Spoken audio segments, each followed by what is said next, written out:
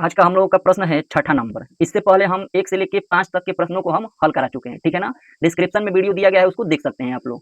छठवां प्रश्न दिया गया है कि निम्नलिखित समीकरणों से एक्स वाई तथा जेड के मान ज्ञात कीजिए।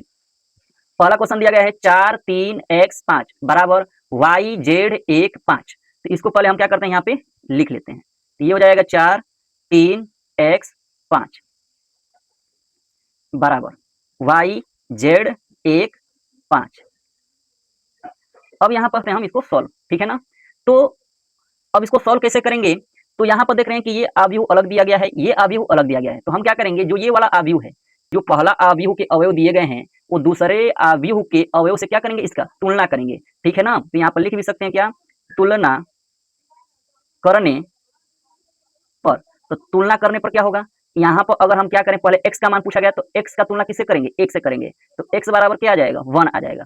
उसके बाद y पूछा है तो y का तुलना किससे करेंगे, 3 से करेंगे। तो ये क्या हो जाएगा, y बराबर 1 आ जाएगा। उसी प्रकार z का तुलना किससे करेंगे, 4 से करेंगे। तो z बराबर कितना आ जाएगा, 4 आ जाएगा, ठीक है ना। y का तुलना करने पर कितना आ रहा है, 3 ना, यहाँ पर 3 लिख देते हैं, ठीक है। यही हमारा क्या हो गया, आंसर हो गया।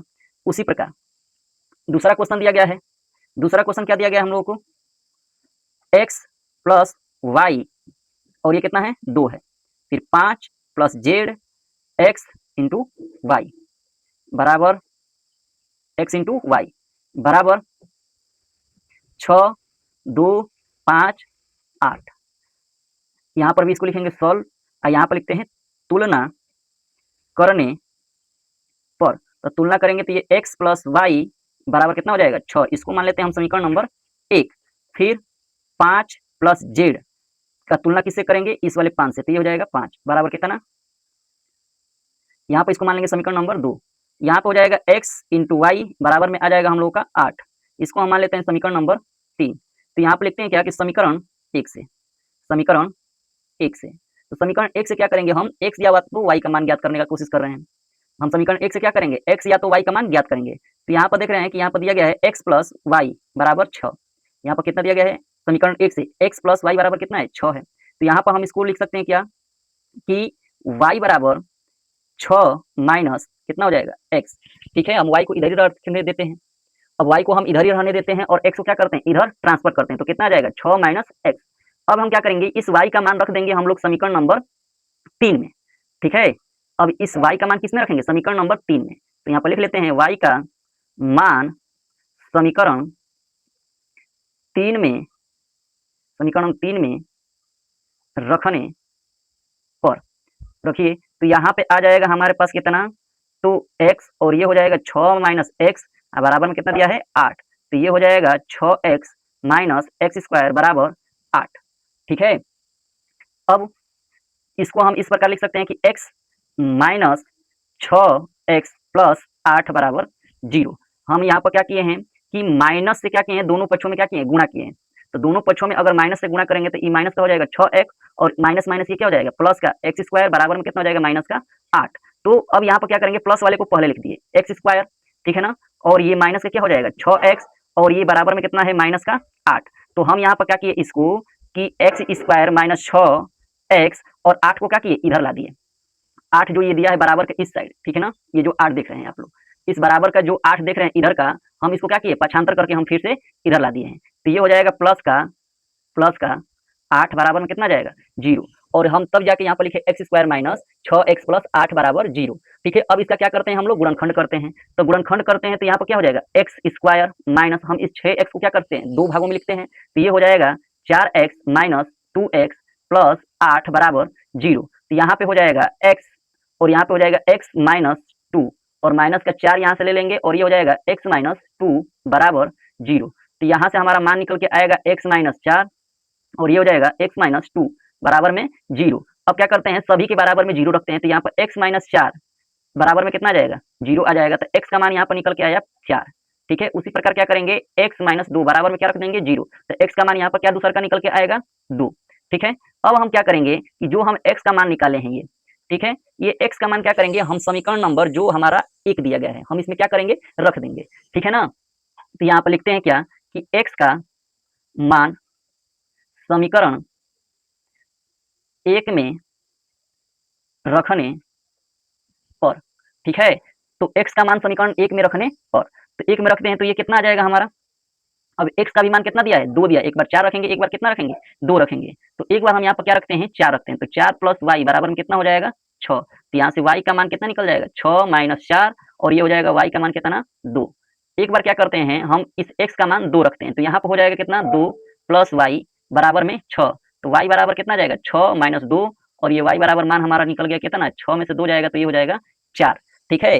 अब हम क्या करते हैं कि अब ये y का मान क्या करेंगे, समीकरण नंबर 3 में रखेंगे। ठीक है ना, तो एक बार 2 रखेंगे y का मान, एक बार 4 रखेंगे। हम यहाँ पर x का भी मान रख सकते हैं, x का मान 4 या 2 रख लीजिए। ठीक है, तो यहाँ पर हम लिखेंगे क्या कि समीकरण 3 से, ठीक है, या ऐसे भी लिख सकते हैं y का मान समीकरण नंबर 3 में रखने पर, तो यहाँ से हमारा मान कितना निकल के आ जाएगा, ये हो जाएगा कितना, तो x इंटू में 2 बराबर कितना है, 8। तो यहाँ पर हमारा क्या होगा,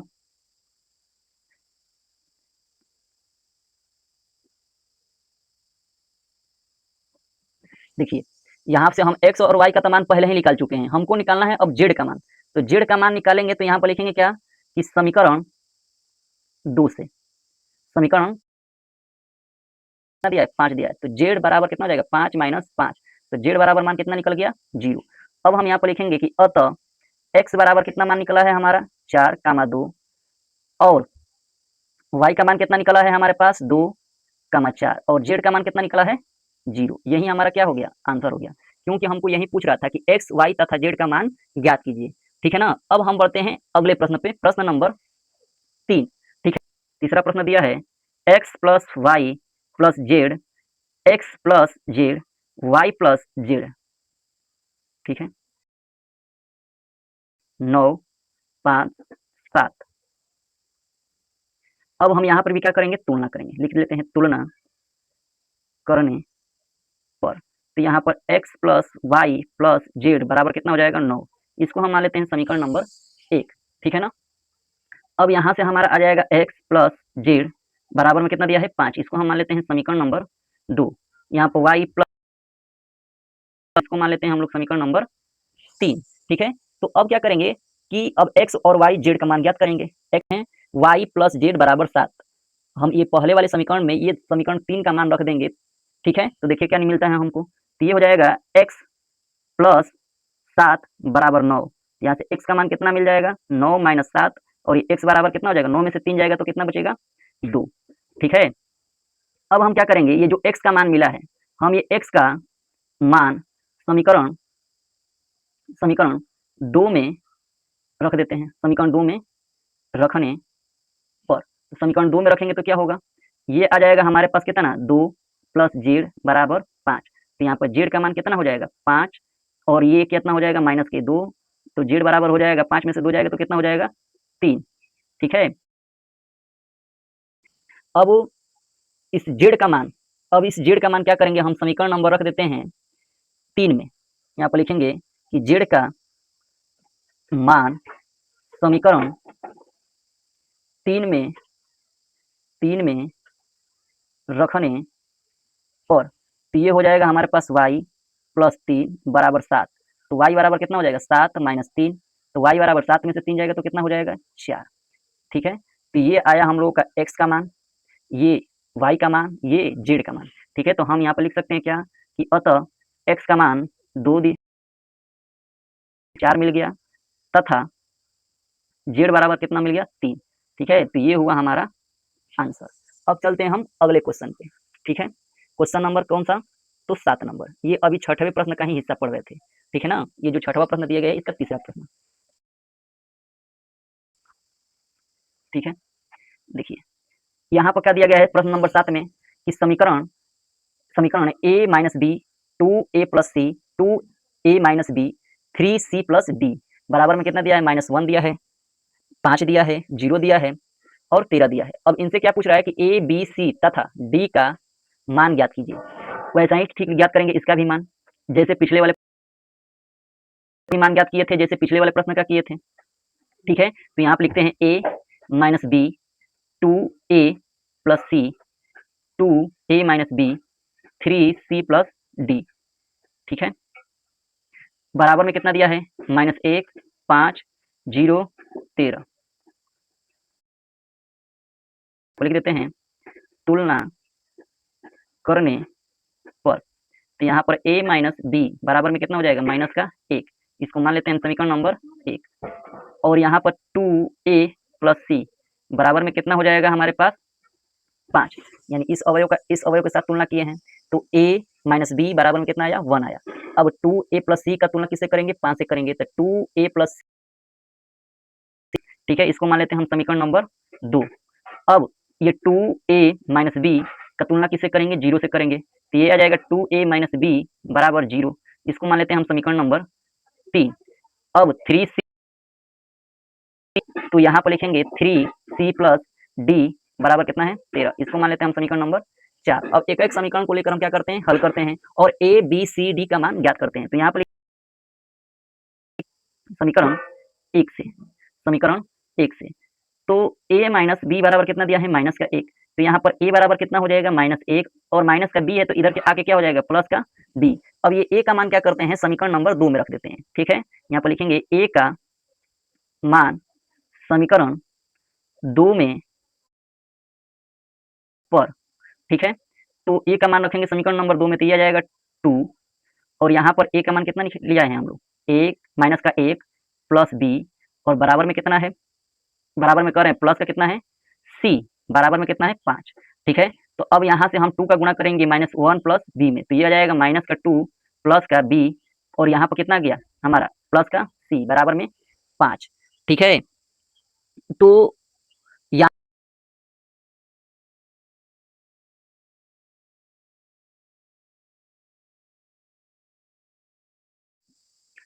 अगला हम लोग का प्रश्न है 6 नंबर। हम लोग का प्रश्न है निम्नलिखित समीकरणों से x, y तथा z के मान ज्ञात कीजिए।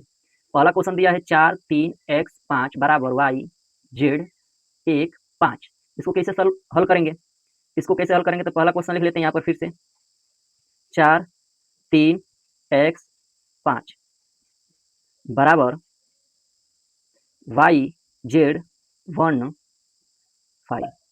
अब यहाँ पर क्या करते हैं हम लोग कि जो हम लोग का ये आव्यूह है इधर दिया गया है, ठीक है, इस वाले आव्यूह को इस वाले आव्यूह से तुलना करते हैं। और इसमें जो क्या है, ये जो आव्यूह दिया गया है इसमें का जो पहला पंक्ति पहले स्तंभ में जो क्या है, अवयव स्थित है। इस आव्यूह में पहला पंक्ति पहला स्तंभ में जो अवयव है वो दूसरे वाले आव्यूह के पहले पंक्ति पहले स्तंभ के अवयव से क्या करते हैं, तुलना करते हैं। ठीक है ना, तो और उसी प्रकार जो होता है, और जो तीसरा हम लोग का क्या, जो 3 है,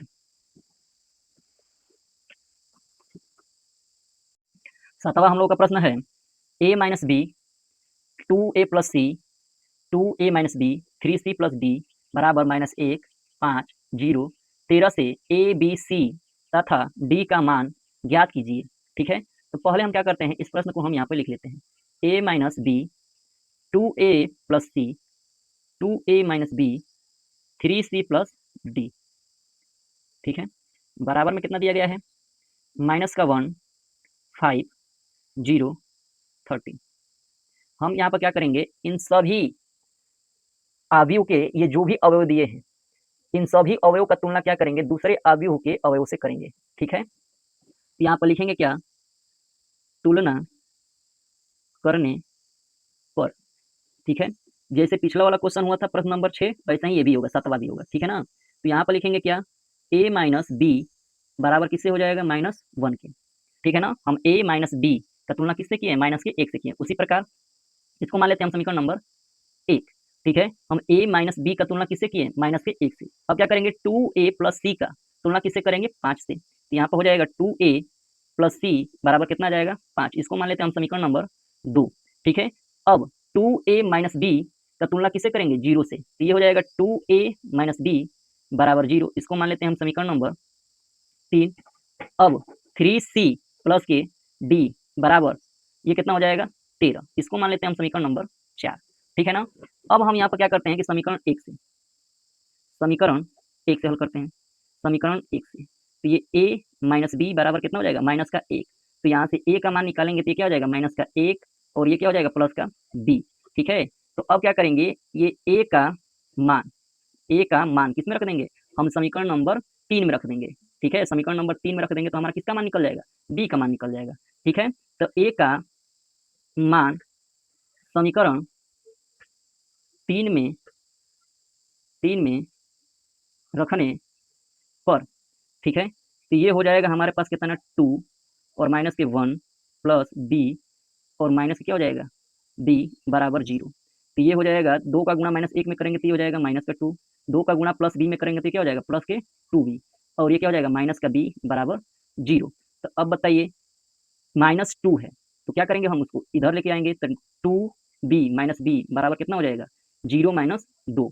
अब माइनस का 2 है तो इधर आएगा तो क्या हो जाएगा प्लस का 2, ठीक है। तो यहाँ से हम क्या करेंगे आगे हल करेंगे तो 2b में से b जाएगा तो कितना बचेगा b बराबर 0 में 2 जोड़ेंगे तो कितना हो जाएगा 2, ठीक है। तो ये निकल के आ गया b का मान। अब क्या करेंगे हम इस b का मान समीकरण नंबर 1 में रख देते हैं तो हमारा किसका मान निकल जाएगा a का मान निकल जाएगा, ठीक है। तो यहाँ से लिखेंगे क्या कि b का मान समीकरण 1 में रखने पर, तो ये हो जाएगा हमारे पास कितना a और माइनस का क्या हो जाएगा 2 और बराबर में माइनस का 1, ठीक है। तो ये हो जाएगा a बराबर -1 और ये हो जाएगा माइनस का 2 है तो इधर आएगा तो क्या हो जाएगा प्लस का 2।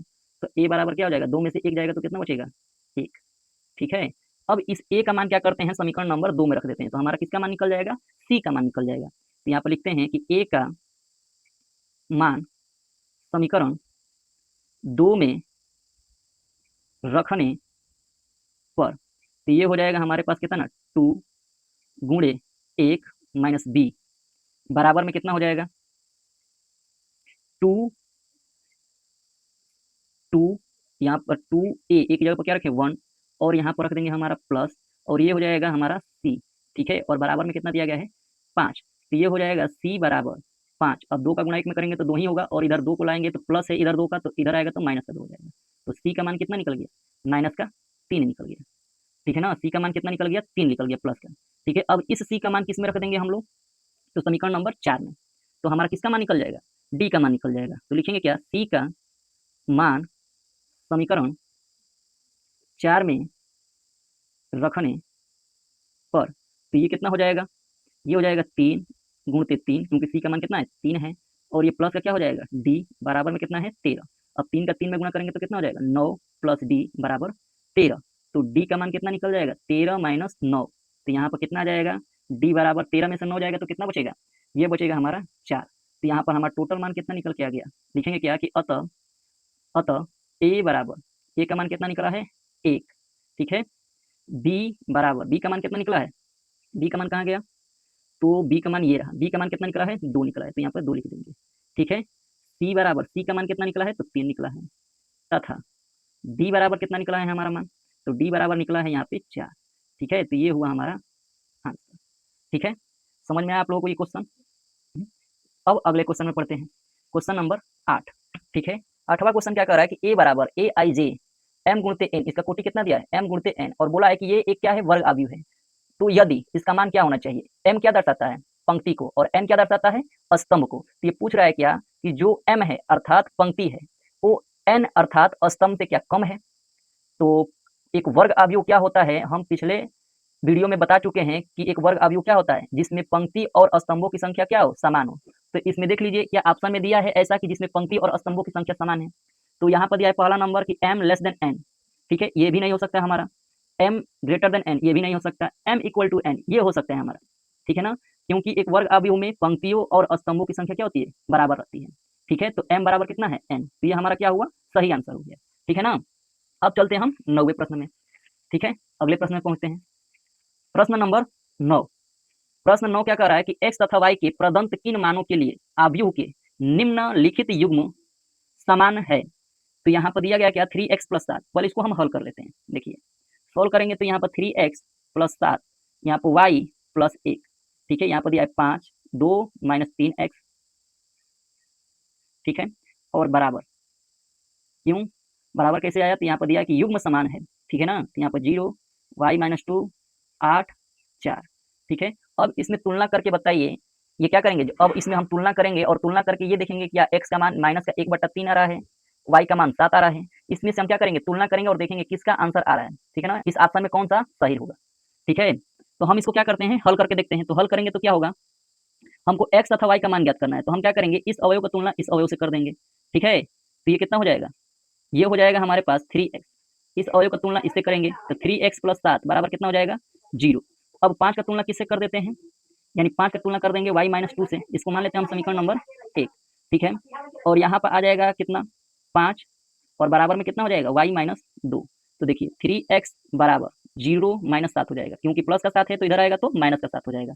तो 3x बराबर 0 में से -7 जाएगा तो कितना बचेगा -7। तो x बराबर कितना हो जाएगा -7/3, ठीक है।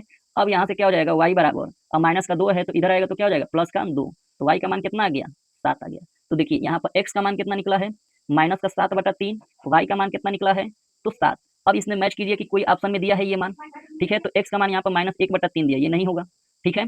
फिर यहाँ पर दिया क्या, ज्ञात करना संभव नहीं है, तो ये हम लोग का ऑप्शन क्या होगा, सही होगा। आगे भी देख सकते हैं कि यहाँ पर y का मान 7 दिया है, ठीक है, y का मान 7 मिल रहा है, लेकिन x का मान कितना दिया है -2/3 दिया है, लेकिन हम यहाँ पर देख सकते हैं कि x का मान कितना निकला है -7/3 निकला है, ठीक है ना। तो इस प्रकार ये भी क्या हुआ, हमारा सी ऑप्शन गलत हुआ। डी ऑप्शन देखिए तो x का मान कितना दिया -1/3 दिया है, लेकिन हम निकाले कितना है -7/3। तो इस प्रकार ये भी आंसर क्या हुआ हमारा गलत हुआ, ये भी ऑप्शन हमारा क्या हुआ गलत हुआ, ठीक है ना। अब बढ़ते हैं अगले क्वेश्चन पे, ठीक है। 10वां प्रश्न क्या कह रहा है कि 3 × 3 कोटि के ऐसे अवयवों की कुल कितनी संख्या होगी जिनकी प्रत्येक प्रविष्टि 0 या 1 है, जिनकी प्रत्येक प्रविष्टि क्या हो 0 या 1 है, ठीक है। तो इसको कैसे हम हल करेंगे, यहाँ पर कह रहा है क्वेश्चन, जैसे मान के चलिए कि हमारा क्या है एक अवयव दिया गया है, ठीक है ना। जैसे a बराबर कोई अवयव दिया गया है, ठीक है। इसमें बोला है कि इसमें कोटि कितना होनी चाहिए 3 × 3, ठीक है। अब इसमें कहा है क्या कि इसमें जो अवयवों की कुल कितनी संख्या होनी चाहिए, इसमें प्रविष्टि कितना दिया है 0 या 1। इसका मतलब क्या हुआ कि इसमें 0 भी आ सकता है 1 भी आ सकता है, यहाँ पर भी 0 भी आ सकता है 1 भी आ सकता है, ठीक है। 0 भी आ सकता है 1 भी आ सकता है, 0 भी आ सकता है 1, ठीक है ना। तो यहाँ पर 0/1 इस तरह से लिख सकते हैं, 0 या 1, 0 या 1, ठीक है। यहाँ पर हम 4 अवयव ले लेंगे, ठीक है। तो अब देखिए यहाँ पर हम क्या लिखेंगे कि हमको पता है कि अगर हम क्या करेंगे कि इस अवयव की कोटि को क्या करें, हम गुणा करें इसमें, तो हमारे अवयव की संख्या कितना निकल के आ जाएगा 3 3 के 9, 3 3 के 9। लेकिन यहाँ पर देख लीजिए कि यहाँ पर अवयवों की संख्या कितनी, यहाँ पर हम क्या लिखेंगे, अब इसको कैसे निकालेंगे, तो यहाँ पर देखिए टोटल हमारे पास अवयव कितना है, तो टोटल अवयव है 9, कितने हैं 9 है, देख लीजिए 3 ये 3 ये 3 3 6 और ये कितना है 3 9, कितना अवयव दिया है 9 दिया है। तो हमारा प्रविष्टि कितना है दिया है 0 या 1, तो हम क्या लिख सकते हैं 2 के पावर 9। अब 2 के पावर 9 का मतलब क्या हुआ कि 2 गुणते 2 गुणते 2 9 बार कर देंगे, ठीक है। तो 2 यहाँ भी 2 गुणते 2 लिख लेंगे, 1 2 3 4 5 6 7 8 1 9। हम यहाँ पर क्या करते हैं इसका गुणा कर लेते हैं, सबका गुणा कर लेंगे तो कितना आ जाएगा हमारा 512, कितना आएगा 512। तो ये हमारा डी वाला ऑप्शन क्या होगा सही होगा, ठीक है। इसने प्रविष्टि पूछा था 0 या 1 का, तो हम 0 या 1 लिख दिए। अब 2 के बटा क्या आ जाएगा 9 आ जाएगा, ठीक है। टोटल जो अवयवों की क्या है संख्या उसको पावर में ले लेंगे, ठीक है। तो ये हुआ हम लोग का क्लास 12 का मैथ जो चैप्टर नंबर 3 है, और उसका प्रश्नावली 3.1 को क्या किए, प्रत्येक प्रश्न को यहाँ पे हम हल कर दिए, ठीक है। वीडियो कैसा लगा आप लोगों को, अगर वीडियो अच्छा लगा हो तो हमारे चैनल को क्या कीजिए सब्सक्राइब कीजिए और अपने दोस्तों तक जरूर शेयर कीजिए, ठीक है। तो चलिए बाय बाय, टेक केयर, मिलते हैं नेक्स्ट वीडियो में, ठीक है।